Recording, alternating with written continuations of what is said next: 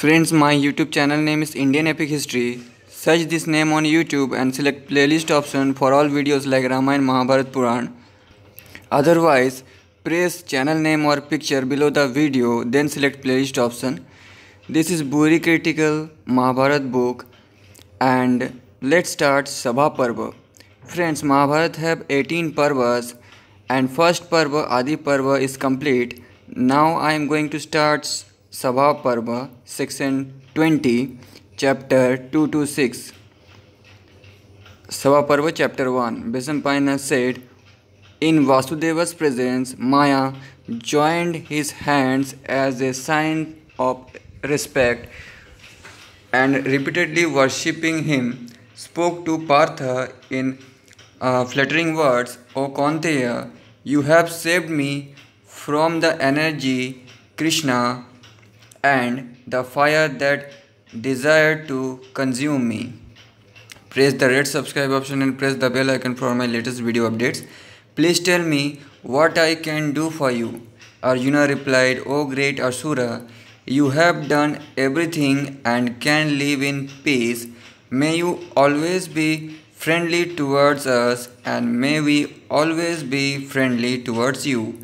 Maya said, O illustrious one, O bull among men, what you have said is deserving of you, O descendant of the Bharata lineage, but as a token of my affection, I wish to do something for you. I am extremely wise, the Vishwakarma of the Danavas. O Pandava, therefore I wish to do something for you.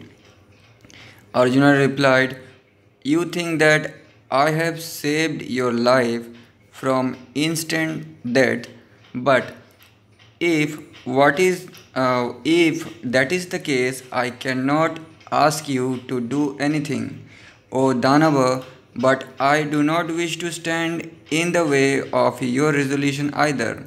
Therefore, do something for Krishna, and what will be tantamount to doing something for me, O bull among the Bharata lineage.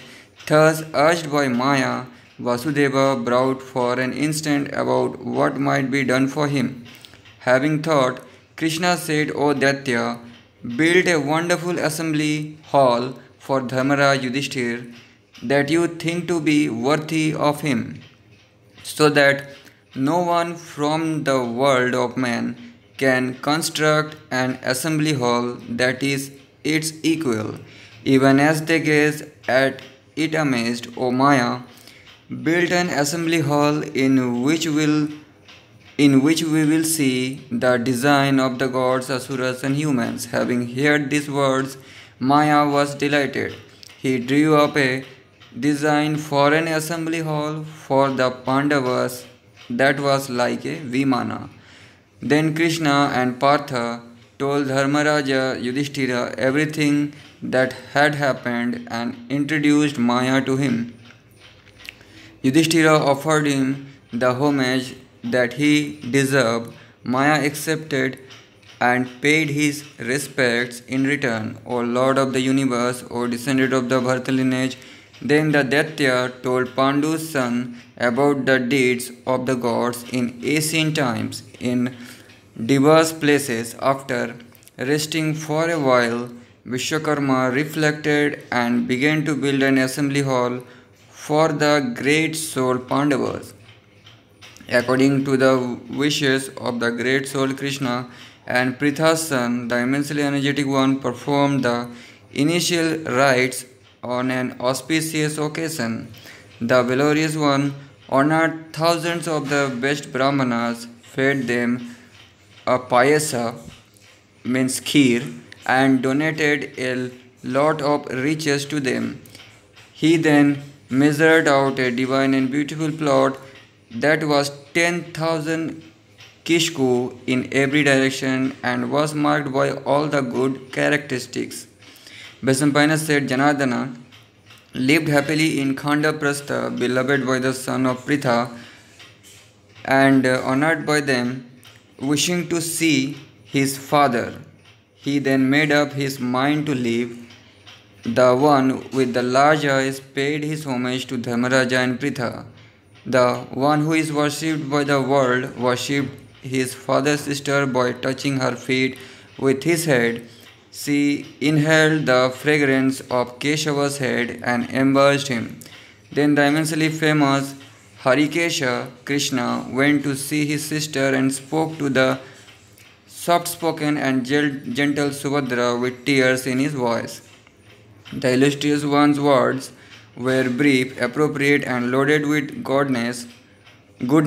She too worshipped him with her head bowed down and gave him messages for her relatives. Taking his leave from the beautiful one, Vashanaya then went to see Krishna and Dhaumya. The supreme among men worshipped Dhaumya in the appropriate way, and consoling Draupadi, Janardana took her leave. The learned and strong one then went to the other brothers with Pritha. Surrounded by the five brothers, Krishna looked like Shakra surrounded by the immortals. Shakra means Indra. The bull among the Yadus then worshipped the gods and the Brahmanas with garlands, chanting, obeisance, and many kinds of fragrances. Having performed all these acts, the best of those who are supreme gave the Brahmanas vessels full of curds, fruit, akshata, and riches and circumambulated them. They uttered their blessings, and he set out, ascending his swift and golden chariot that had Tarkasha on its banner, carrying his club, chakra, sarangabo, and other weapons. The lotus-eyed one leapt at an auspicious and excellent muhurta, Tithi and Nakshatra, pulled by his horses Senya and Sugriva. King Yudhishthira, lord of the Kurus, ascended after him, and out of love for him, made the charioteer Daruka, supreme among charioteers, stand aside and himself grasped the reins. Arjuna also mounted and waved a golden handled and white chamara all around his head. The powerful Bhimsena and the twins followed Krishna, surrounded by the priests and the citizens. Keshava, the destroyer of enemy warriors, was thus followed by the brothers and shone like a preceptor followed by his beloved disciples. Bidding the lamenting Partha farewell, Govinda embraced him.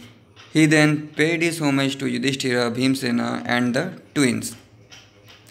The twins embraced him firmly in their arms and paid him homage. After making an agreement with the Pandavas and persuading them and their followers to turn back, Madhusudana Krishna then left for his own city in glory like Purandara. Out of affection, their eyes lovingly followed Krishna for as long as they could see, because their minds were still unsatisfied at the sight of Keshava. The handsome Shauri swiftly disappeared from their sight, their desires unsatisfied, since their hearts had left with Govinda. Pritha's son turned back, and those bulls among men returned to their city. Riding his chariot, Krishna reached Dwarka in time. Next chapter, Bisambhana said, Maya then spoke to Partha Arjuna, supreme among victorious ones, with your permission, I will now go away, but I will back soon to the north of Kailasha and near Mount Menaka, where all the Danavas performed sacrifices near the beautiful lake Bindu. I have collected jewels and treasure. Vrishaparva is always faithful to his promises, and I have kept it in his sabha. O descendant of the Bharata lineage, if it is still there, I will go and bring it. I will then build a sabha for the Pandavas that will be famous, beautiful, pleasing to the heart, and adorned with all the gems. O descendant of the Kuru lineage, there is a supreme club in Lake Bindu, kept there by King Yuvanashva after he slew his enemies in battle. It is heavy and firm and is embellished with golden noobs equal to 100,000 clubs and is capable of killing everything. That will be for Bhima what the Gandiva is for you. There also Varuna's great conch shell with an excellent sound and named Devdatta. There is no doubt that I shall give you all this. Having told Partha this, the Ashura left towards the northeast. To the north of Kailasha near Mount Menaka, there is an illustrious peak named uh, Hiranyashringa, filled with great gems. There is the beautiful Lake Vindu, where King Bhagiratha lived for a long time in his desire to see the Ganga. Since known as Bhagirathi, or supreme among those of the birth lineage, the great souled one, Lord of all beings, performed 100 great sacrifices. There were many golden sacrificial stakes at the spot, encrusted with gems. This was for the sake of beauty and not to set an example. It was there that the thousand eyed one, Sachi's husband, attained success. It was there that the eternal Lord of all beings, whose energy is pressing, was worshipped by thousands of beings after creating all the worlds.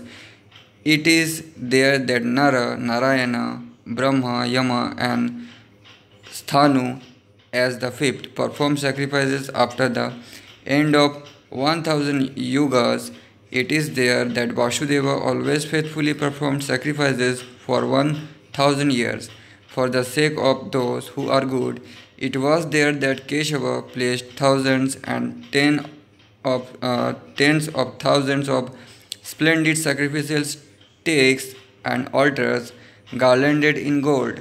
O descendant of the Bharata lineage, arriving there, he took the club and the conch shell and the crystal objects that were with Vrishaparva and were required for the Sabha. He brought all these with the assistance of the servant Rakshasas. Bringing all this back, the Asura built a matchless Sabha. It was beautiful, divine, encrusted with jewels, and famous in the three worlds. He gave the supreme club to Bhimsena and the supreme conch shell Devdatta to Partha. Supreme club means mace. Gada. O great king, the supreme assembly hall had golden pillars and a circumference of 10,000 kikshu. Its beautiful form was radiant and divine, like the fire, the sun, or the moon. Its splendor seemed to challenge the blazing splendor of the sun.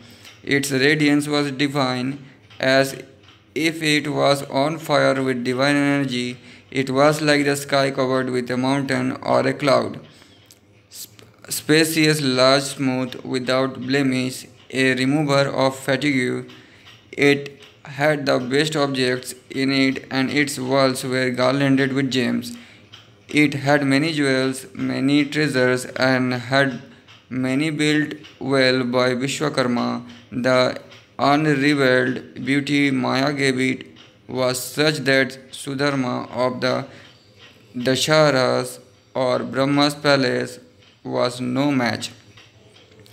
On Maya's instruction, 8,000 Rakshasas, known as Kimkaras, guarded and protected the Sabha.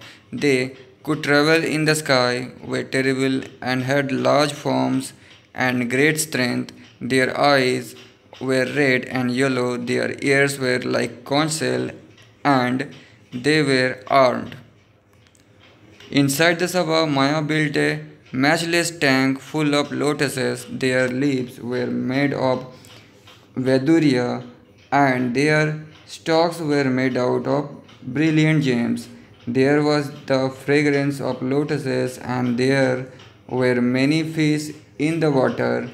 There was flowering lotuses, and it was adorned with fish and turtles. Gentle steps led down into clear and pure water that was always present and was stirred by the wind. It was decorated as with dots of pearls. On seeing the tanks, tank decorated with gems and precious stones some kings did not recognize and fell into it.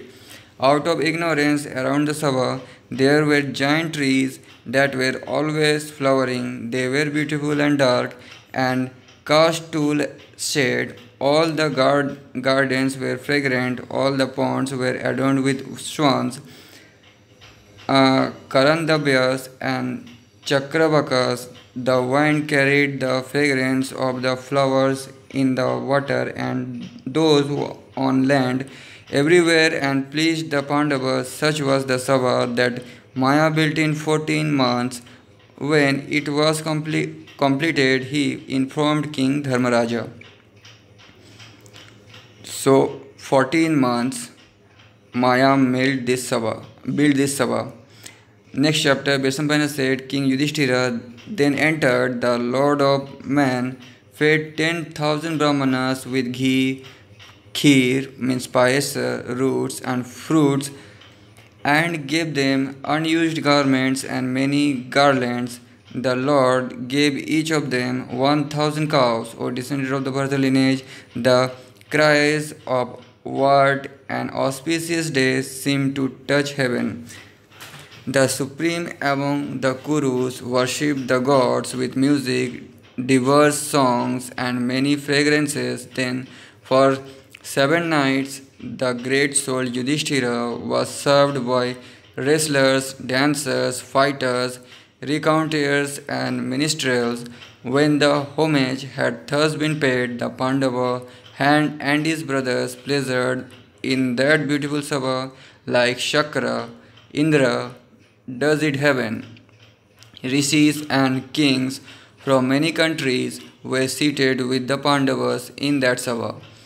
Ashita, Devala, Satya, Sarpamali, Mahashira, Arvavashu, many kings, Krishna Dvaipayana means Vedvyas, Bali, Baka, Vedvyas disciples, students, Shuka, Shumanta, Gemini, and Pela. Then there were Titrira, Dhaumya, Kaushika, Lomasharanya, all Vyasa student.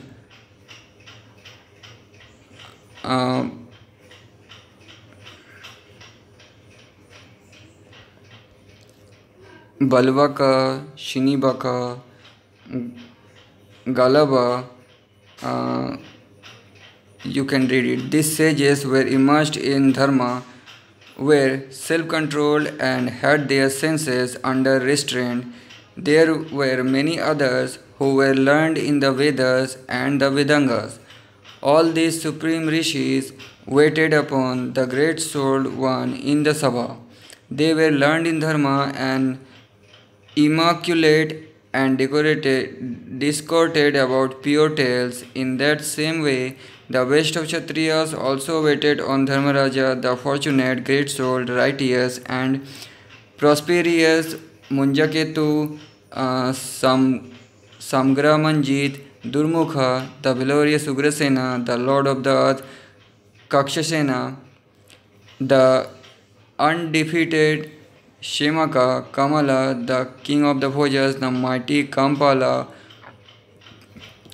who alone made the Yavanas tremble the way the Kakyas, Asuras were made to tremble by the wielder of the Vajra, King Jatasura, beloved by the Madras, kings Kunti and Kuntinanda, and the Kiratas, Anga, Banga, and the Pondra, Pandya, Bhoja, Shusharma, Sudharma, Aprajita, the invincible Anuparaja, the great arms given Keshajit, Gada, Sharana, Atri, Shomakas, O king. There were all the immensely powerful princes of the Vrishnis who had learned the science of archery from Arjuna. Means they are student of Arjuna, Devas, and were dressed in deer and antelope hides, and other princes who had been Similarly, taught Rukmini's son, and Samba and Yudhana Satyaki, O ruler of the earth. These and many other kings were there. Dhananjaya's eternal friend Tumbaru was there. Chitrasena with his advisors and many other Gandharvas and Apsaras skilled in singing and music, knowledgeable in the beating of Tala and Kinnaras who were excellent pupils of Laya at Tamburu's command. Those learned ones sang in celestial tones, as was laid down in the rules, and pleasured and paid homage to Pandu's son and the Vrishnis who were assembled in the Sabha.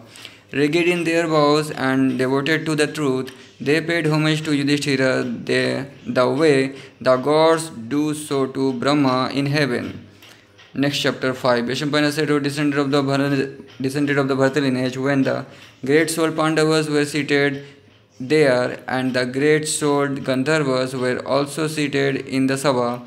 The immensely energetic Rishi Narada was on a tower of the worlds and come there accompanied by other rishis, O Lord of Kings.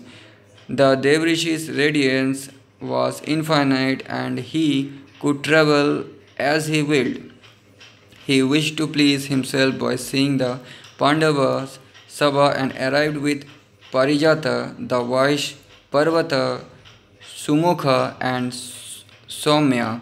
On seeing Rishi Narada, the chief of the Pandavas, who knew everything about Dharma, instantly arose with his younger brothers. With humility, he worshipped him happily and offered him a seat in accordance with the prescribed rites. The righteous one offered him homage with jewels and everything that he desired. Having been thus worshipped by all the Pandavas, the great Rishi, who was learned in the Vedas, asked Yudhishthira a question mixed with Dharma, Artha and Kama. Narada asked, is your wealth spent properly? Does your mind find pleasure in Dharma? Do you find happiness without making your mind suffer? O God of men, do you follow the undecaying action followed by your grandfathers before you to bring Dharma and Artha to men? Do you hurt Dharma by Artha or Artha by Dharma, or both for the sake of pleasures that Kama brings, O supreme among victorious ones, O benefactor who knows the value of time? Do you always divide your time equally to the service of Artha, Dharma and Kama? O unblemished one, do you use the 6 royal qualities to judge the 7 means? Do you test your strengths and weaknesses in the 14 ways? O supreme among victorious ones, after examining yourself and your enemies, do you follow the 8 duties before concluding an alliance? O bull among the Bharata lineage, are your 6 chief officers always devoted to you and not awkward and lazy because of the riches they have earned? Are your deliberations based on season and service of messengers and not divulged by you, your advisors or ministers? Do you pursue peace and war at the appropriate times? Do you follow the right course for those who are natural and in the middle? O brave one, are your ministers like you, wise, pure, capable of living of good lineage and royal to you? O descendant of the Bharata lineage, the root of royal victories is in counsel, kept secret by advisors who are skilled in advice and learned in the secret text. You have surely not become a slave to sleep, and you are awake at the appropriate time in the dead of the night. Do you think about what should be done and what should not? Surely you do not seek advice from only one or from too many. Surely the counsel obtained from your ministers does not spread throughout the kingdom. When you have decided on action that was great utility but is easily accomplished, do you implement them quickly without placing obstruction in the way? Do you examine the outcome of your action, known and unknown? Once begun, Do they have to be restarted and are they confused at the start? O king, O hero, do people know of action accomplished or partly accompanied but not those intended and not accomplished? Have you appointed wise teachers knowledgeable in all the Shastras to instruct all the princes and chief warriors? Do you purchase a single learned man for 1,000 foolish ones? In times of dresses, it is the learned one who brings the greatest good. Are all your forts stocked with riches, food, weapons, water, instruments, artisans, and archers? Even a single advisor who is intelligent, brave, self controlled, and clever can bring great prosperity to a king or a king's son. Do you use groups of three spies who do not know one another to find out about the 18 ministers on the other side and the 15 on your own territory, or destroy enemies unknown to them? Do you always keep watch over your adversaries with care and on guard? Is your priest humble, born of a good lineage, famous, untouched by jealousy, and do you pay him homage? Is he in charge of the sacrificial fires, and is he intelligent and upright, knowledgeable in the rituals? Does the does he always know the time when sacrifices and offerings must be rendered? Is the appointed astrologer skilled in the knowledge of rituals and in treating all the omens and destinies? Have you appointed superior servants in superior position and medium ones in medium positions? Have you employed inferior servants in inferior position for the best task? Have you appointed the best advisors, those who are without disease and pure, up to their father and grandfathers?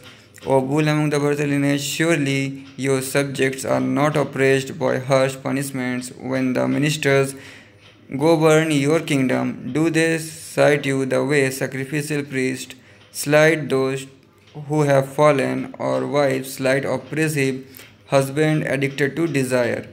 Is your general bold, brave, intelligent, persevering, pure, well born, loyal, and skilled?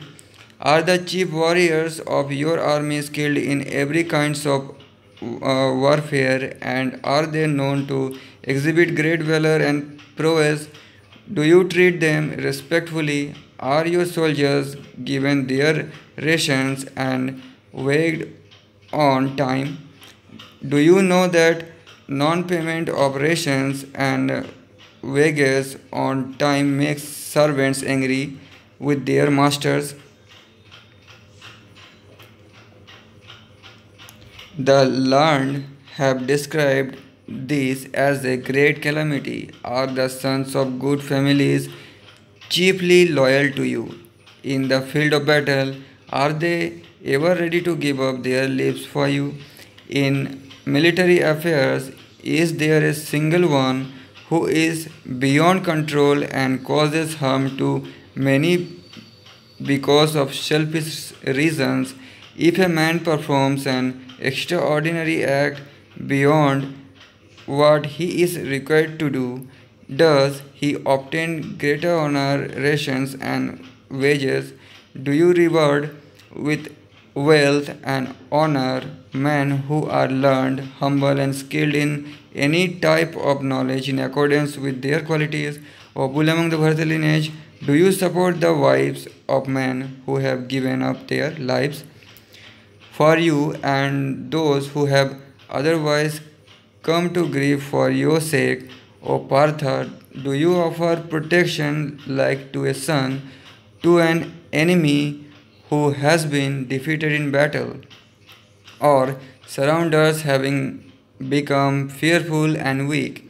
O Lord of the earth, are you impartial towards everyone on earth, and can they fearlessly come to you like a father or a mother O bull among the Bharata lineage, when you get to know that an enemy is in distress, do you inspect the three parts of your force and swiftly advance on him, knowing that the rear of the army is too rude of defeat?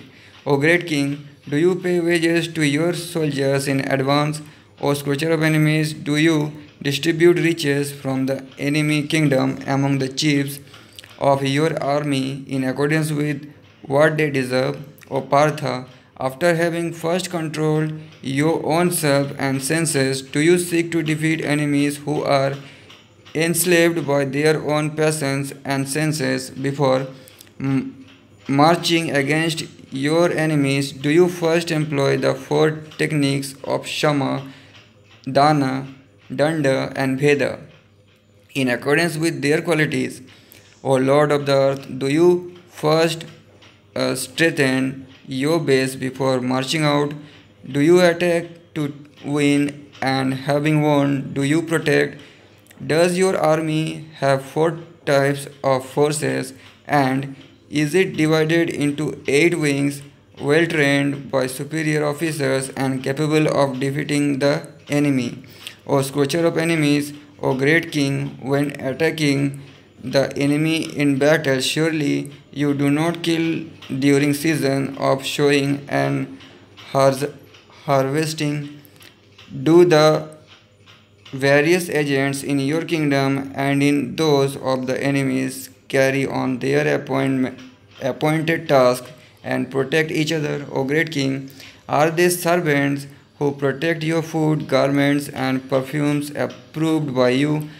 Are your treasury, granary, stable, gates, armory, and revenue department guarded well by loyal servants whose virtue has been proved?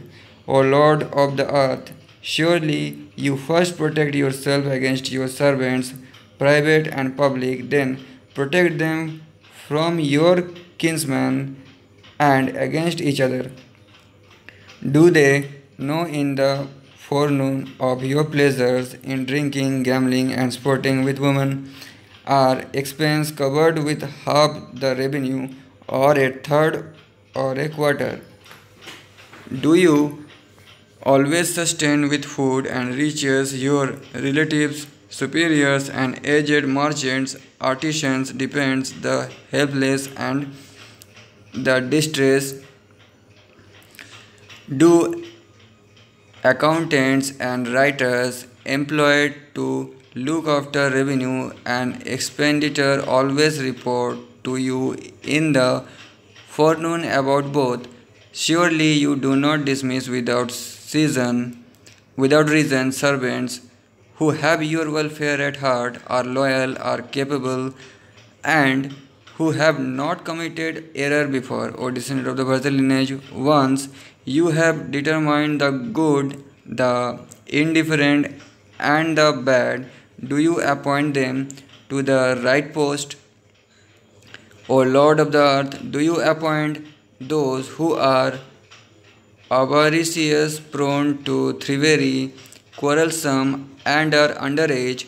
Do you oppress the kingdom with the strength of avaricious thieves, minors, and women? Are they farmers content? Are the tanks in the kingdom large and full and placed at right distances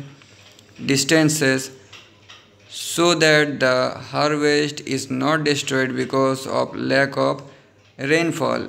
If food and seeds are scarce, do you grant farmers charitable loans at the rate of 1 pratika for 100? O son, are the professions undertaken by those who are honest? O son, the happiness of the world depends on these professions. O king, are the 5 who are entrusted with the 5 duties brave and wise? Are they to be trusted, and do they bring welfare to the countryside by working together to protect the city? In the village guarded like a city, and is the hamlet guarded like a village?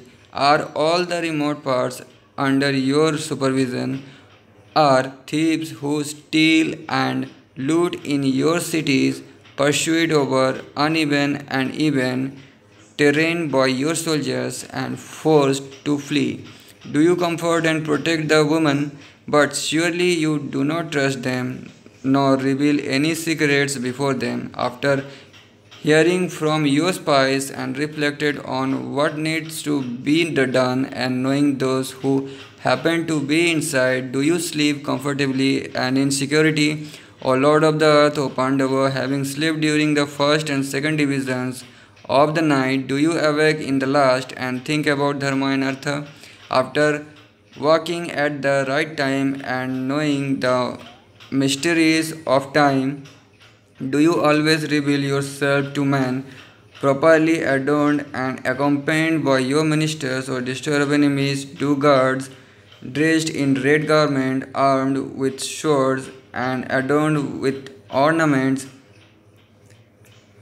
attend to you so as to protect you, O Lord of the earth, in punishing those who deserve it and honoring those who deserve it? Do you act like Yama, impartial between those who like and those who you do not like? O Partha, do you cure bodily ailments through medicines and restraint and mental ailments by serving the aged? The physicians appointed to look after your body must always be devoted to you and have your welfare at heart and are surely skilled in the eight divisions, O Lord of the world.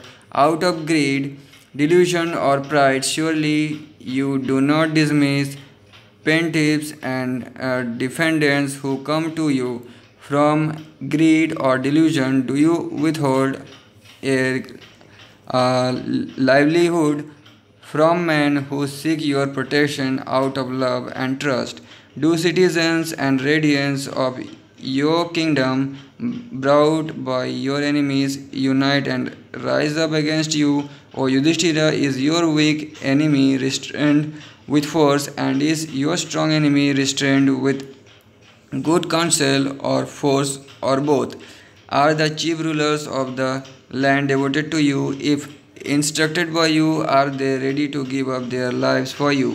For the sake of your own welfare, do you pay homage to Brahmanas and righteous ones in accordance with their learning and qualities? Do you follow Dharma with its three sources as praised by those who have come before you? Do you practice the rituals followed by them? Are Brahmanas with good qualities offered tasty food in your house and paid dakshina? With steadfastness of mind and complete self-control, do you perform Vajapaya, Pundarika and other sacrifices? Do you bow in homage before relatives, superior gods, ascetics, places and worship trees that bring welfare to man and Brahmanas? O unblemished one, is your intelligence and conduct like this, so that it bestows long life and fame and helps the cause of dharma, kama and artha? The kingdom of one who conducts himself in this way is never destroyed. Such a king subjugates the earth and attains great happiness. O bull among men, surely no pure soul and respected man is falsely charged with theft and put to death by avaricious one who have no knowledge of the secret text and are not skilled. Surely he who is a thief and has been apprehended with stolen goods and tools in front of witnesses is not set free out of covetousness. O descendant of the Bharata lineage, corrupt by bribes, do your advisers see falsely when disputes arise between the poor and the rich? Do you abhor the 14 royal vices, athems, falsehood, anger, negligence, avoidance, procrastination, avoidance of the wise, laziness, restlessness of mind, consultation with only one person, consultation with those who are ignorant of Artha, failure to act on something that has been decided, divulgement of counsel, abandonment of beneficial plans, and addicted to material objects. Is your study of the Vedas successful? Are your riches successful? Is your marriage successful? Is your learning successful? Yudhishthira asked, how does the study of the Vedas become successful? How do your riches become successful? How does marriage become successful? How does learning become successful? Narada replied, the Vedas become successful in Agnihotra, riches become successful in consumption and donation. Marriage becomes successful when sons are born through union. Learning becomes successful is good conduct. Vaishampayana said, having said this, the immensely ascetic sage Narada then again questioned the righteous Yudhishthira. Narada asked, O king, do those who are paid from taxes on trade only take agreed taxes from merchants who come from far away in search of gain? When they bring their wares, are they treated well in your city and kingdom and not cheated with deception? O son, you always know about the ways of Dharma and Artha. Do you listen to words of Dharma and Artha from the aged who always know what brings Artha? Are honey and ghee given to Brahmanas to increase crops, cattle, flowers, fruit, dharma, and artha? Do you always give all the artisans materials, implements, and wages for a period up to 4 months? O great king, do you examine the work and praise the Creator? Do you honor good ones among good people? O bull among the Bharatas, O Lord, do you follow all the sutras, especially those about elephants, horses, and chariots? O bull among the Bharatas are sutras on the science of arms, instruments, and architecture of cities regularly studied in your house. O unblemished one, are you familiar with all the weapons, Brahmadanda, and all poisons that destroy enemies? Do you protect your kingdom against fear from fire, snakes, predators, disease, and rakshasas? Knowing the ways of dharma, do you nurture like a father the blind, the dumb, and cripples, the deformed, the orphaned, and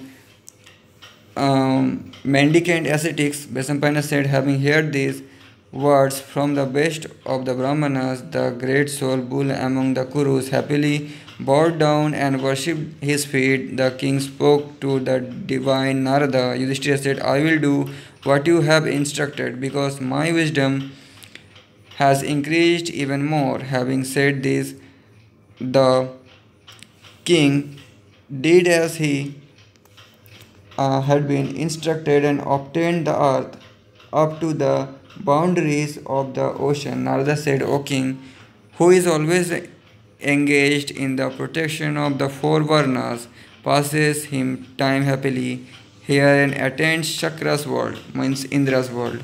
Next chapter, Vaishampayana said, when the Supreme Maharishi finished speaking, Dharmaraja Yudhishthira worshipped him and was given permission to speak. Yudhishthira said, O illustrious Lord, what you have stated as just and dharma is certainly right. I duly observe what is just to the best of my powers. There is no doubt that acts performed by kings in ancient times and the way in which they were performed were successful in attaining just and proper objectives. O Lord, I wish to walk along that righteous path, but we are not able to walk it the way those self-controlled ones did. Having uttered these words and worshipped him, Yudhishthira, with his soul devoted to dharma, paused for some time. Then, seeing that Narada, the sage who traveled the world, was comfortably seated, and he was seated below him. The immensely wise Pandava asked him in the assembly of king. Yudhishthira asked, "You always travel the many and varied worlds Brahma created in ancient times at the speed of thought and like a witness. O Brahmana, I am asking you, tell me if you have ever seen anywhere a sabha like this or one superior to it." Hearing these words of Dharmaraja, Narada smiled and replied in soft words. Narada said, "O one, O king, descendant of the Bharata lineage, I have never seen nor heard of an assembly hall like the Bijaveld one that belongs to you in the world of man. I shall describe to you the sabhas of the kings of the ancestors, the wise Varuna, Indra, and the one who dwells in Kailasha.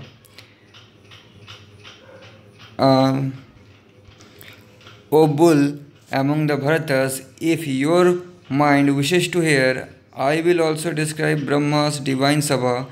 The disciple of the fatigue, having been thus addressed by Narada, Dharmaraja, Yudhishthira, and his brothers in that assembly of kings, joined their hands in salutation. The great soul Dharmaraja then replied to Narada, "Describe to all those assembly halls we wish to hear from you, O Brahmana. What are those sabhas made of? How long are they and how wide? Who waits upon the grandfather in this sabha? Who on Vashava, king of the gods, and who on Vaivasvata Yama, who wait on Varuna and Kuvera in their sabhas? O Devrishi, tell us. We wish to hear all this exactly. We have been filled with great curiosity." Having been thus addressed by Pandava, Narada replied, "O king, then hear about those divine sabhas one by one." Narada said, "O Kauravya, Shakra means Indra. Shakra's divine sabha is radiant." So Narada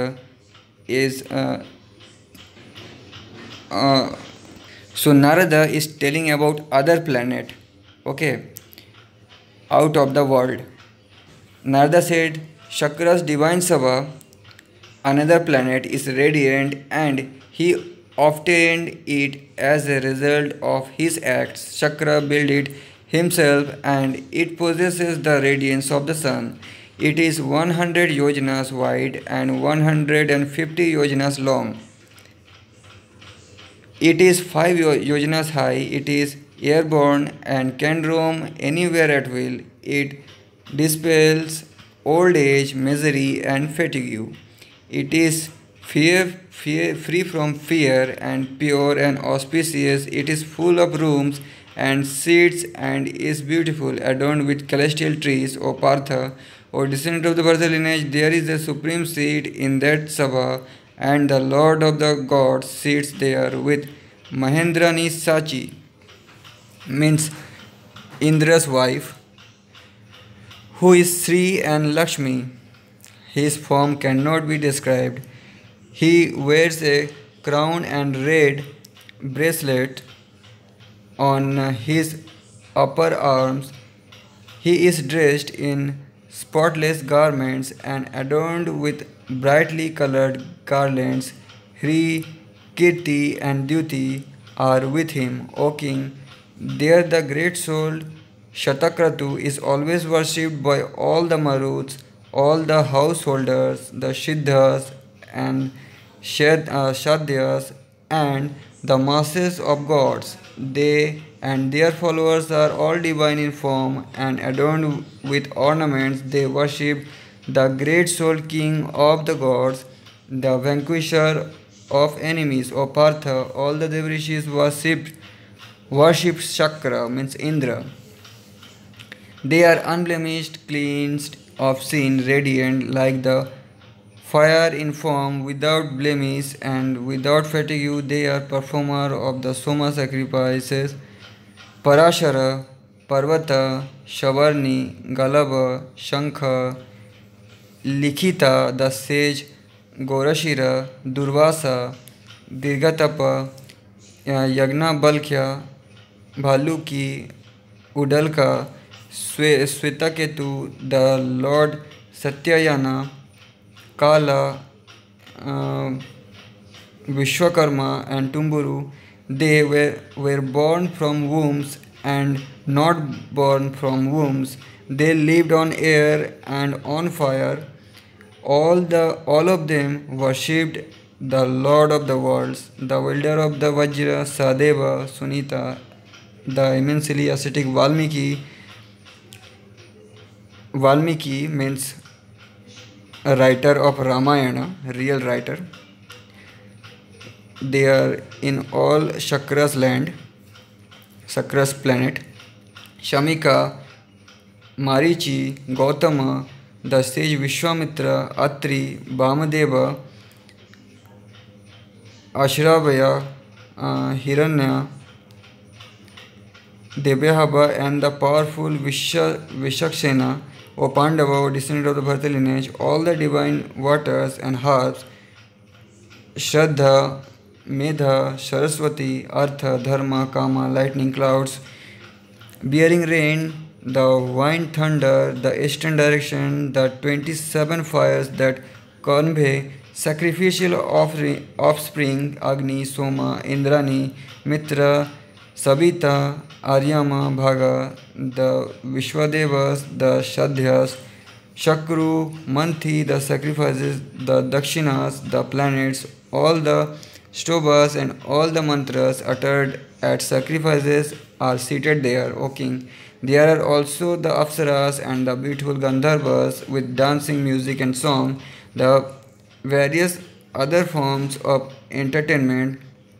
They amuse Shatakratu, the king of the gods, O king of men, with hymns and rituals. They praise the glorious acts of the great soul destroyer of Bala and Vitra. All the Brahmana, Rajarishis, and all the Devrishis are there, riding various divine chariots that blaze like the fire. They are garlanded and adorned, and all of them come to go. Brihaspati and Shukra go there together, O king. These and many other ascetics who are rigid in their vows, riding chariots that are like the moon and themselves as handsome as the moon Bhrigu, and the seven great sages go there on Brahma's instruction. O king, I have myself seen this Sabha of Shatakatu's name Pushkar Manalini. O great king, O unblemished one, now hear about Yama's Sabha. Now time for Yama's planet. Narada said, O Yudhishthira, listen. I will now describe Vaishvasvata, Yama's divine Sabha, built by Vishwakarma, O king. O Pandava, that radiant assembly hall is 100 yojanas long and wide and possesses the resplendence of the sun. It can roam everywhere at will. It pleases the heart and is neither too cold, too hot. Grief, old age, hunger, thirst, unpleasantness, misery, fatigue, and obstructions are not found there. Every desire, human and divine, is satisfied there, O vanquisher of foes. There is an abundant supply of tasty food and drink. The garlands there have pure fragrances. The trees always bear flowers and fruit. There is tasty water, both hot and cold. O son, pure Rajarishis and unblemished Brahmarishis happily attend upon Yama Vaishvasvata there.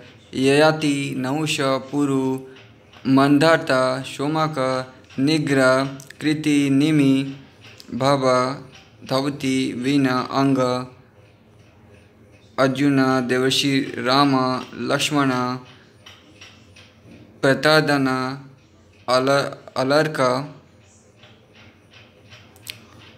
Gaya,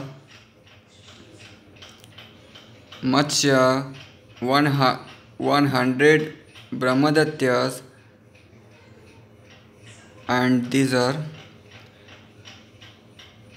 These pure Rajrishis and great fame union wept upon Vishwabhata Yamas in this Sabha.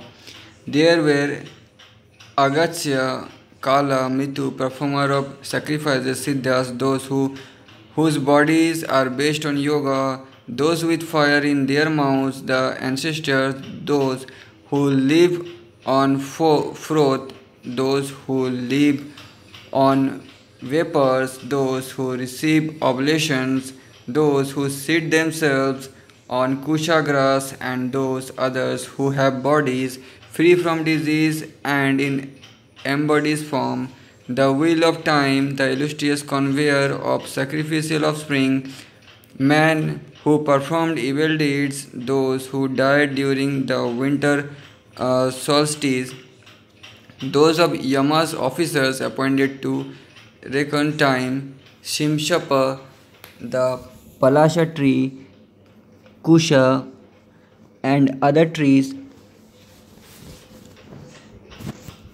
and plants worship Dharmaraja, means Yama. These and many others are the courtiers of the king of the ancestors. O Partha, I am incapable of enumerating their names and deeds, but this beautiful Sabha is never covered and is capable of going anywhere at will.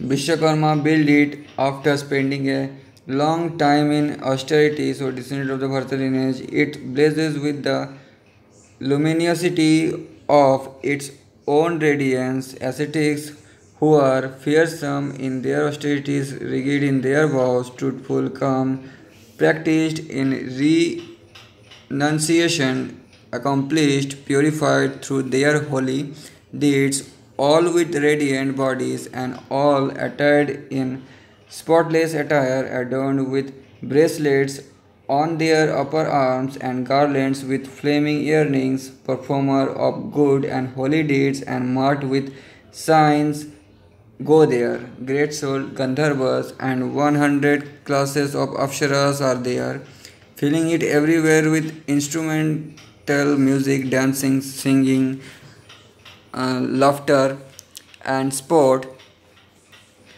O Partha, great fragrances and sound and celestial garlands adorning everywhere, 10 million righteous and intelligent men in bodily form always wait upon the great soul Lord of all beings. O King, such is the Sabha of the great soul King of the ancestors. I will now describe to you Varuna's Sabha, Varuna's planet, known as Pushkara Malini. Narada said, O Yudhishthira, Varuna's celestial Sabha is white in radiance. Its dimensions are exactly like those of Yama's, with white walls and portals. Vishwakarma built it under the water, and it is surrounded with divine bejeweled trees, yielded flowers and fruit.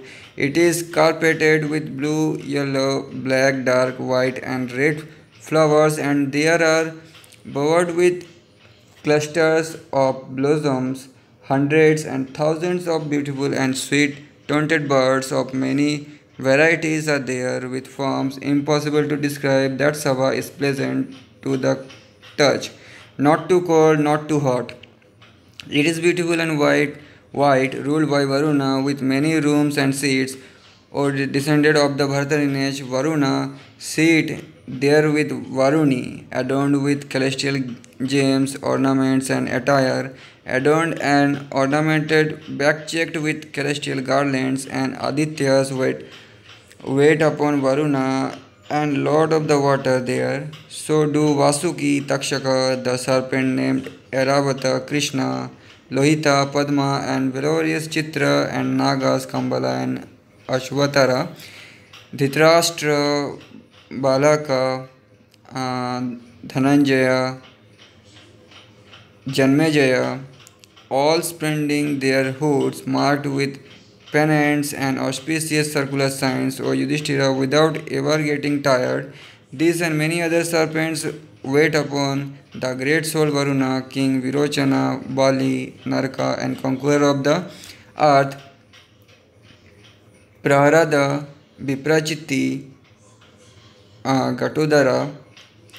These classes of Daityas and Danavas are all adorned with beautiful earrings, garlanded and crowned and attired in divine garments. They have been blessed with boons and brave and have all transcended mortality. They are all correct in observing their vows and worship the great soul god Varuna who hold them in Dharma's nose. O Yudhishthira, there are the four oceans, the river Bhagirathi, Kalindi, Vidisha, Veena, Narmada, Iravati, Devanada, Godavari, Kaveri, the best of rivers. These and other rivers, ford and lakes, wells and springs, ponds and tanks in embodied form or descended of the Bharata lineage, the directions, the earth, all the mountains and all the aquatic creatures worship and great soul one. Worship the great soul one. All the masses of Gandharvas and Apsaras skilled in singing and playing musical instruments are seated and they praise Varuna. Mountains full of jewels and the juices of herbs are all there in embodied form, worshipping the Lord, O bull among the Bharata lineage. Such is Varuna's beautiful Sabha, which I have myself seen in my earlier travels. Here now about Kubera Sabha, Kubera's planet, out of the world. Narada said, O king, Vaishravana's radiant and white Sabha is 100 yojanas long and 70 yojanas wide. O king, Vaishravana built it himself through the powers of his austerities. It has the luminosity of the moon, is established in the sky and is like a peak of the mountain Kailasha, held aloft by the Guhakyas, celestial and adorned with tall and golden trees. It seems to be fixed to the firmament. It radiates rays and is resplendent, fragrant, with divine scents, beautiful and resembling with clouds and mountains peaks. It seems to float in the sky.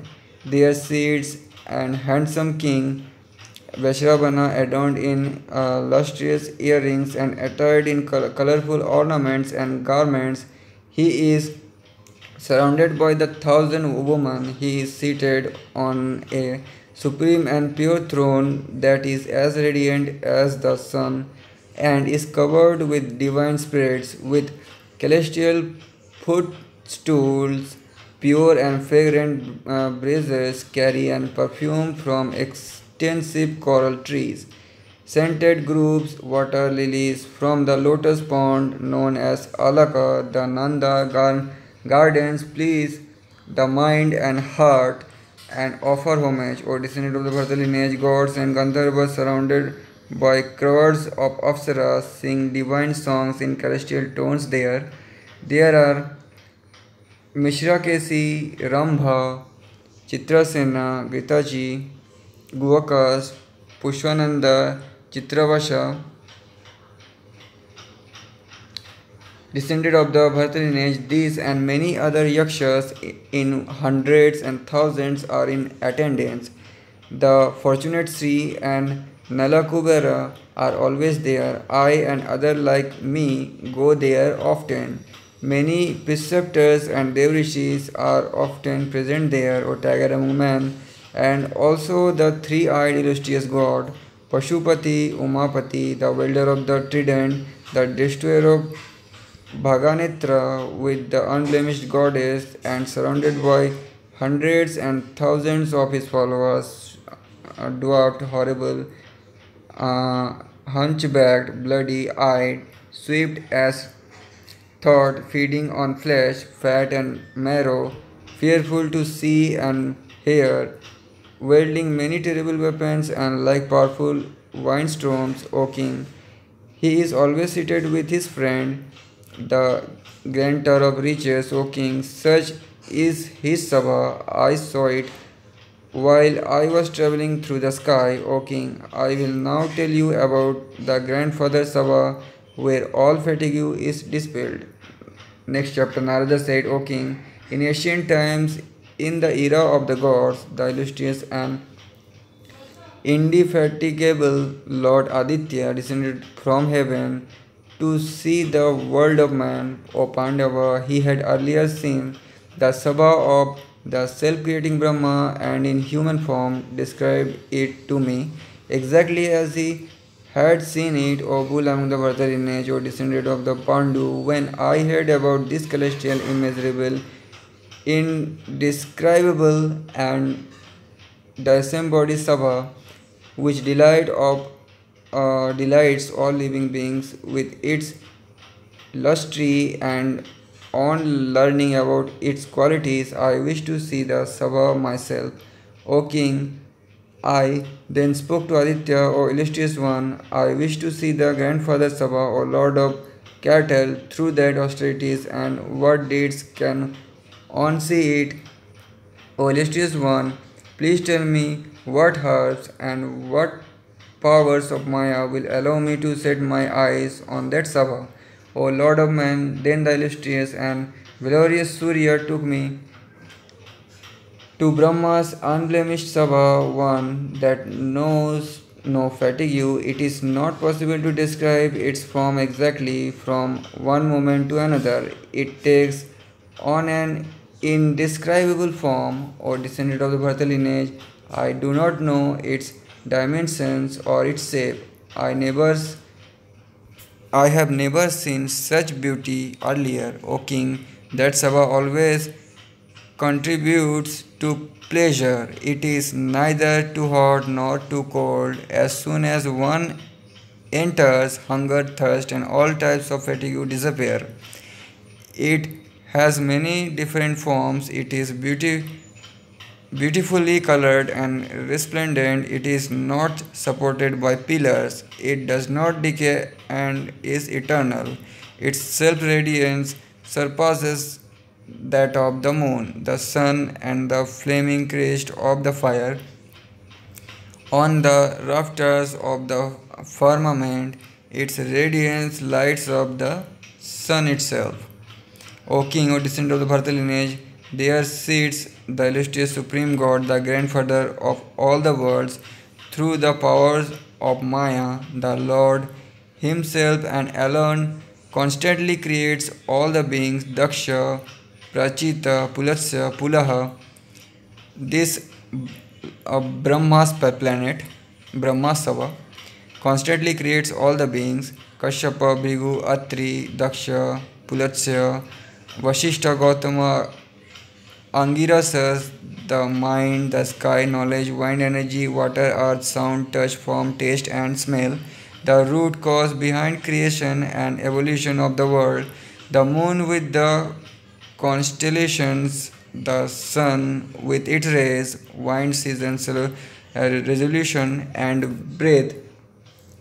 Others too numerous to mention wait upon the self-creating one, Artha, Dharma, Kama, bliss, hatred, austerity, self-control, O descendant of the Bharata lineage, O Pandava, O Lord of the earth, the Gandharvas and the Apsaras go there together, and all the 27 lords of the worlds, Shukra, Brihaspati, Buddha, Angaraka, Shani, Rahu, all the planets, Mantras, Adityas, Vashumat, Harimat, with their lord, all the gods known by deserved double names, the Maruts, Vishwakarma, the Vashus, the classes of ancestors, all the sacrificial offsprings, Rig Veda, Samveda, Yajur Veda, Arthaveda, all the sacred texts, histories, the minor Vedas, all the Vedangas, cups of Soma, sacrifices, all the gods, the distress, removing Savitri, 7 kinds of speech,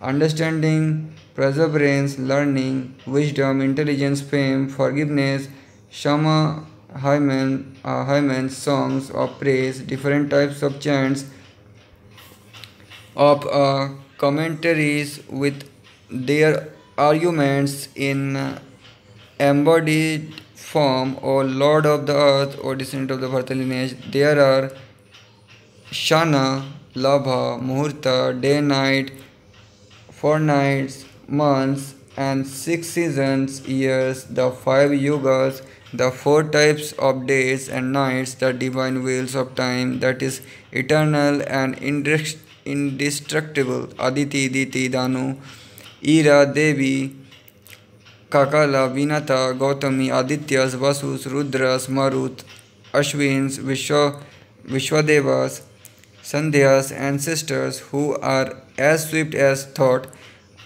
Adityas means Indra, Vishnu, and Rudras means Shiva and all. Swift of Rakshasas, Pisachas, Danavas, Guhakas, birds, serpents, and animals, they worship the grandfather, Brahma, the god Narayana himself, Devrishis, and Balakilya rishis, those born from wombs and those born from without wombs, O Lord of men, know that I have seen whatever exists in the 3 worlds, mobile and immobile there. O Pandava, the 80,000 rishis who have controlled their seed and the 50,000 rishis who have offspring. I have seen these and the other dwellers of heaven go there as they will. All of them worship him by lowering their heads and return as they was come, O King of men, the illustrious and immensely energetic, intelligent Brahma, the grandfather of the worlds, the self-creator who is infinitely radiant and merciful towards all beings. The soul of universe receives their homage and treats them as they deserve with calm words, honor, riches, and objects of pleasure. Gods, demons, serpents, sages, yakshas, birds, Kaliyas, Gandharvas, and Apsaras, or descendant of the fertile lineage or son, that pleasure giving Sabha is always agitated with the coming and goings. It is filled with every form of energy divine served by masses of Brahmarishis, radiant with Brahma's riches, extremely beautiful, and the dispeller of fatigue, O tiger among kings, just as your Sabha is unmatched among men, that Sabha is likewise in all the worlds that I have seen, O Pandava. These are the Sabhas that I have seen earlier among the gods. Your Sabha is supreme to all in the world of men. Yudhishthira said, O Lord, O supremely eloquent one, from what you have described, it is as if the entire world of kings is in Vyavasvata's Sabha. O illustrious one, you have said that all the serpents, the lords of the Daityas, the rivers, and the oceans are in Varuna's Sabha, and that the Yakshas, Guhakas, Rakshasas, Gandharvas, Apsaras, and Shiva are in that of the Lord of Riches. You have said that the Maharshis, all the classes of gods, and all the sacred texts are in the grandfather Sabha, means Brahma Sabha. O sage, you have specially listed that in Shatakratu Sabha are the gods, the Gandharvas, and various Maharshis, O great sage. You have said that only one Rajrishi, Harishchandra, is in the Sabha of the great souled king of the gods. What were his deeds, trails, austerities, and regardly of vows that this famous one alone reveals Shakra, means Indra. O Brahmana, when you went to the world of ancestors, did you see the immensely fortunate Pandu, my father? O illustrious Lord, what did he say? I wish to learn, I wish to hear all this, because my curiosity is great.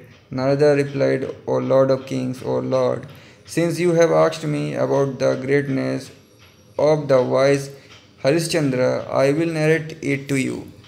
He was a powerful king and sovereign over all the kings on earth. All the kings on earth were under his rule. O Lord of men, riding alone on his invincible chariot that was embellished with God. He conquered the seven deepas with the power of his weapons, O great king, having conquered the entire earth with its mountains, forests, and groves. He performed the great royal sacrifice at his command. All the kings brought riches to that sacrifice and waited upon the Brahmanas that Lord of Man happily distributed to the priests then and there 5 times that they had asked for. When the rituals were completed, the gratified the Brahmanas who had assembled there from various directions with many types of riches.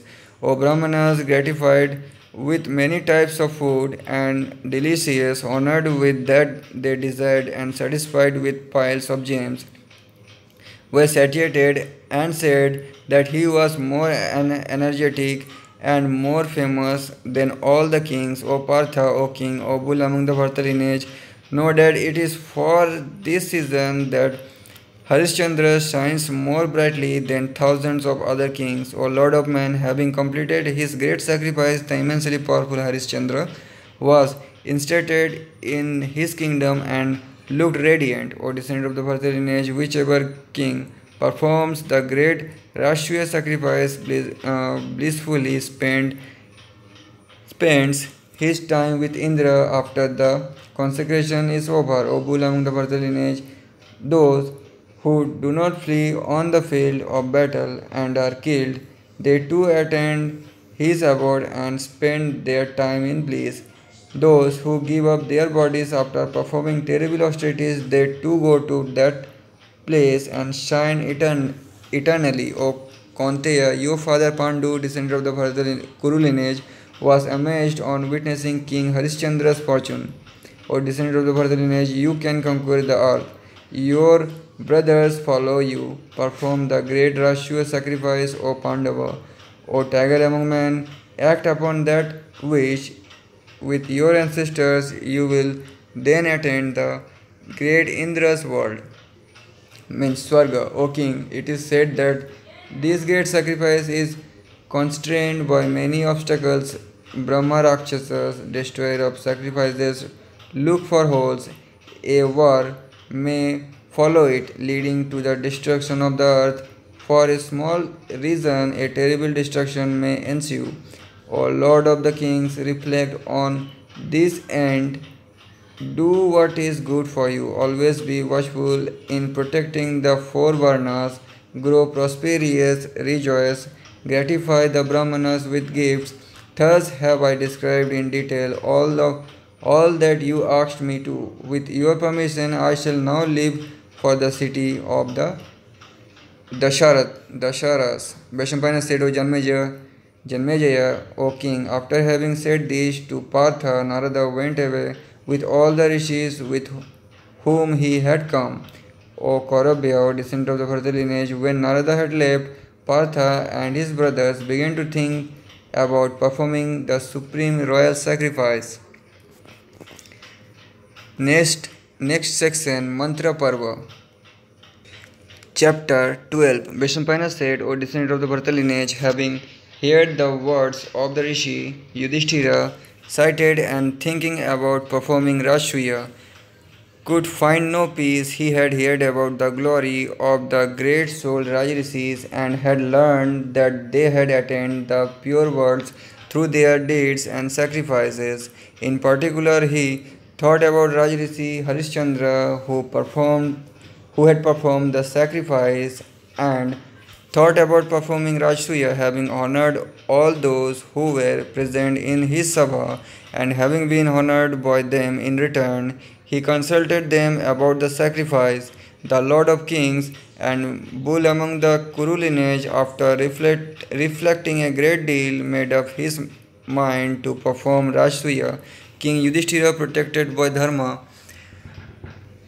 supreme among those who know all Dharma, attentive to his subjects, and always acting for the welfare of everyone without distinction, extraordinary in his energy and power reflected on what would bring welfare to all the worlds.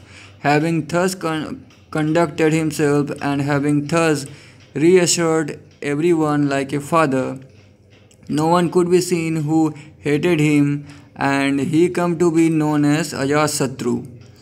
The supreme among eloquent ones assembled his advisers and brothers and repeatedly asked them about Rashtriya, having been thus asked by the immensely wise Yudhishthira, who was eager to perform the sacrifice. The advisers then uttered words that were deep with meaning. A consecrated king who wishes to achieve the characteristics of an emperor and attain the traits of Varuna, perform the rites even though he is a king or descendant of the Kuru lineage. You are worthy of a status of an emperor, and all your well-wishers think that the time has come for you to perform Rashtriya, the time for the sacrifice in which priests, rigid in their vows, establish 6 fires to the chants of Shama, is free and depends on Kshatriya riches at the completion of the sacrifice. After offerings all the oblations, the performer of consecrated as a universal emperor, the mighty armed one, all of us serve you, and you are capable, O great king. Do not reflect any more and set your mind on the Rashtriya. Separately and together, thus did his well-wishers speak. O Lord of the earth, having heard these words full of dharma, whole present and supreme, Pandava accepted them in his mind. O descendant of the Bharata lineage, having heard the words of his well-wishers and knowing himself to be capable, he repeatedly reflected in his mind about Rashtriya. The wise one again consulted his brothers, great soul priests and advisers like Dhaumya and Dapayana, means Vedvyas. Yudhishthira asked, how can this great Rashtriya, worthy of an emperor and one I wish to perform, be accomplished? O lotus-eyed one, having been thus asked by the great king, they then spoke these words to Yudhishthira, the one with dharma in his soul. O king, you are learned in the ways of dharma, you are worthy and performing the great sacrifice of Rashtriya. When the priests and sages uttered these words, his advisers and brothers applauded them. The immensely wise and self-controlled Partha always desires of the welfare of the worlds. Through again, a wise one who considers his powers, capacity, time, place, income, and expenditure, and acts with complete deliberation, never perishes. He showed that a sacrifice begun only with his one desire might bring ruin. Carefully bearing the weight on his shoulders, his thoughts went out to Krishna Janardana as the right person to decide the course of action. Hari, supreme in all the worlds, is immeasurable, mighty, armed, and without birth, born among men only because of his own wishes. His feats rival those of the gods, and there is nothing that is not the consequence of his deeds. There is nothing that he cannot bear. Thus it was that Pandavas sought of Krishna. Having arrived at this final conclusion, Partha Yudhishthira swiftly sent a messenger to one who was like his preceptor and preceptor of all beings, riding a swift chariot. The messenger soon reached the Yadavas and the Dwarka residing Krishna in Dwaravati. Hearing the Partha was eager to see him, Achyuta was also eager to see him and went to Indraprastha and Indrasena. Traveling through many countries on the swift mount, Janardana reached Partha in Indraprastha. Dharmaraja showed him homage in his house like to a brother. So did Bhima. With a glad heart, he then went to see his father's sister. After that, he spotted himself with his beloved well-wisher Arjuna and like a preceptor was worshipped by the twins. After he had rested himself in that pleasant place for some time and was refreshed, Dharmaraja came to him and told him about his plans. Yudhishthira said, O Krishna, I wish to perform Rajsuya, but it cannot be performed merely through my wishing it. You are omniscient, you are the one in whom everything is possible, and you are the one who is worshipped everywhere. The king, who is the lord of everything, can perform Rajsuya. O Krishna, my well-wishers have said that I should perform it, but my final decision will certainly be in consonance with what you say. Out of friendship, some do not notice fault. Out of desire for riches, some says that which is pleasant to hear. Some consider that to be the best course of action which brings them self-gain. It is often seen that people advise it is like this. You alone are above all motives. Beyond desire and anger, you should tell me that which is supreme for the welfare of the worlds. Krishna said, O great king, because of all your qualities, you are capable of performing Rajsuya, O descendant of the Bharata lineage. Through you know everything. I shall tell you something. Those who are known as Kshatriya in this world are remnants from Kshatriyas who were exterminated by Jamadagni Rama. O Lord of the earth, O bull among the Bharata lineage, you know about the rules and the authority of words those Kshatriyas established to decide lineage. All the kings and all the hierarchies and Kshatriyas on this earth claim descended from Ella and Ishwaku. O king, O bull among the Bharata lineage, know that the king from Elia's lineage and those from Ishwaku's lineage constitute 101 dynasties. O great king, O descendant of the Yayati and Bhoja, are also great in number and qualities and extend in the four directions. Their prosperity are worshipped everywhere by the Kshatriyas. However, after having enjoyed the middle kingdom, a king named Chaturyu,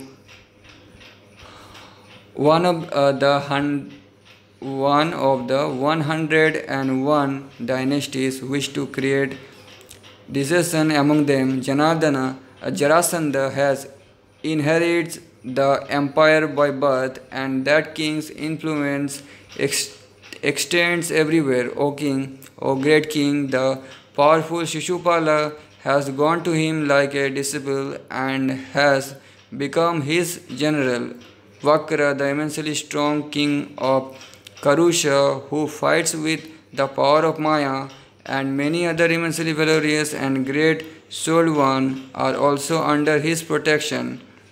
The illustrious Hamsa and Dibhaka are also with the immensely valorous Jarasandha, and where are Dantavakra, Karusha, Kalabha, and Meghabahana. O great king, O descendant of the Bharata lineage, Bhagadatta was your father's old friend. On his forehead he wears a divine gem that is known as the supreme gem on earth. He is the one who punished the two Yavana kings Maru and Naraka, and now with unlimited powers like Varuna is the king of the west. Through he has lowered his head, through his speech and especially his deeds, his heart actually holds affection for you like a father does. Your brave maternal uncle Purujit, the extender of the Kuru lineage and the scourger of enemies, ruled in the southwest extremities of the earth and is the only king who is affectionately loyal to you. Likewise, the evil king of the Chedis, whom I did not kill earlier, has also gone over to Jarasandha. He is known in the world as the supreme being and out of delusion always hears my signs. There is also a king powerful in Vanga, Pondra and Kirata known as Vasudeva in Pondra, O great king. There is also the powerful Bhishmaka Chaturyu of Bhoja, a friend of Indra's and a slayer of enemies. Through his learning and strength, he has conquered Pandya and uh, Kratakashika.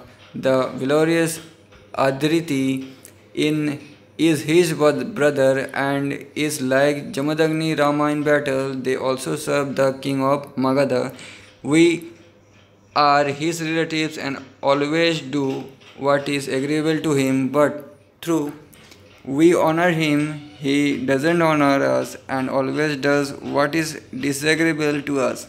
O king, without bearing in mind his lineage and his strength, he has only seen Jarasandha's blazing fame and has placed himself under him. O Lord, out of fear for Jarasandha, the 18 branches of the northern warriors have fled to the west, and so have two Shurasenas, the Bhadrakaras, the Bodhas and Shalvas, the Pisachas and Shutarasas, Kusnis, the king of the Shalvyas, together with their brothers and attendants, the southern Panchalas and the eastern Koshalas from the Kunti region, have also fled out of Operation Fear from Jarasandha. The Matsyas and the Sanyas Tapadas have left the north in terror and fled to the south. All the Panchalas abandoned their own kingdom and fled in all directions. Sometime earlier, Kamsa, mindless in folly, oppressed his relatives and married the two daughters of Brihadatra's son, making them his queens. They are named Asti and Prapti, and are Sahadeva's younger sisters. Threatened by this alliance, the foolish one oppressed his relatives and became superior to all of them. Through this brought him great ignominy. The evil-hearted one then oppressed the elders among the Bhojas kings, and in a desire to save their relatives, they concluded an alliance with us. I served my relatives by marrying off Ashoka's daughter, Shutanu and Akrura. Then with Shamkarshana, means Balarama, acting as my second, I killed Kamsa and Shunama with Rama's assistance, O king. Through that immediate danger was abated, Jarasandha rose up in arms against us. The 18 branches of the Yadavas consulted among themselves. Even if one killed with mighty weapons that can kill 100 at a time, one would not be able to kill him in 300 years, because he had two supreme warriors named Hamsa and Divaka. They were the strongest of the strong, with power like that of the immortals. When the glorious Jarasandha was united with these two brave warriors, there was no one in the three worlds who could vanquish them. Such was my view, O supremely wise among wise ones. This was not only my view, it was the view of all the kings who exist. O king, the great king famous as Hamsa was engaged in battle for 18 days. O descendant of the Bharata lineage, a rumor spread that Hamsa had been killed. On hearing that Hamsa had been killed, means Kamsa, I think, Divaka decided that he could not continue to live in this world without Hamsa. He drowned himself in the Yamuna and in this way met his death. When Hamsa, the vanquisher of enemy cities, heard the news about Divaka, he too immersed himself in the Yamuna and drowned. O bull among the Bharata lineage, when King Jarasandha heard about their deaths in the water, he left Shurasena and returned to his own city. When that enemy killing king retreated, we were delighted and began to live happily in Mathura again. But the lotus-eyed wife of Kamsa, Jarasandha's daughter, went to her father. O king of Magadha, O lord of king, O destroyer of enemies, she repeatedly urged him to kill her husband's killer. O great king, we remembered the advice we had given ourselves at the earlier council. O lord of men, distracted at heart, we fled. O king, we divided our great riches into small portions and out of fear for him fled separately with our riches, kin, and relatives. After thinking about this, we sought refuge in the western directions. O king, there is a beautiful city known as Kushathali, adorned by Mount Rebata.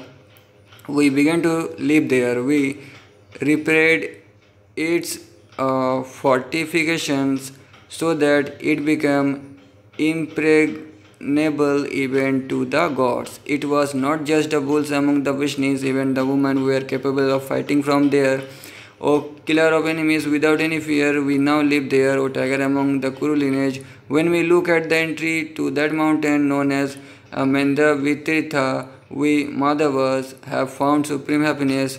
With our strength, we are capable of withstanding Jarasandha's operations, but we have resolved to seek refuge with you. Our habitation is 3 yojanas deep and extends for 3 yojanas. At interval of 1 yojana, there are 100 gates, and the portals are guarded by brave and valorous Kshatriyas from the 18 branches. There are 18,000 warriors in our lineage. Auka has 100 sons, and each of them has 300 more. Chadrushena and his brothers Chakradeva Shatyaki, I myself Rohini's son Samba and Macheshwari in battle. These are the 7 Athirathas, O king. Now listen to the others: Kitavarma, Shamika, Andrishti, Sami Tinjaya, Kava, Shanka, and Nidanta. These 7 are Maharathas. The old king Anda Kaboja and his 2 sons make 10. They are brave, capable of destroying the worlds, valorous, and endowed with immense strength. They have now remembered the middle country and live there among the Vishnus. O supreme among Bharata lineage, O descendant of the Bharata lineage, you alone possess the qualities of becoming the universal emperor. You are capable of becoming the sovereign of the Kshatriyas, O king. But in my view, you are incapable of performing a Rajsuya as long as the immensely powerful Jarasandha is alive. He has conquered and imprisoned all the kings in Giribraja, the way a lion imprisons giant elephants in a cavern in the king of mountains. That King Jarasandha wishes to sacrifice the lords of the earth. It was after worshipping Mahadeva that he defeated the kings on the field of battle. After having defeated the vanquished kings and their followers, he looked them in fettered to his city and built a prison for men. O great king, out of fear for Jarasandha, we too have had to abandon Mathura and have fled to the city of Dwaravati. O great king, if you wish to perform the sacrifice, seek to set them free and kill Jarasandha, descendant of the Kuru lineage. Without this, your sacrifice cannot commence. O supreme among those who are wise, this alone can lead to Rashtriya. O king, O unblemished one, this is my view. Do not think otherwise. After reflecting on everything yourself and on cause and reflect, tell us what is appropriate.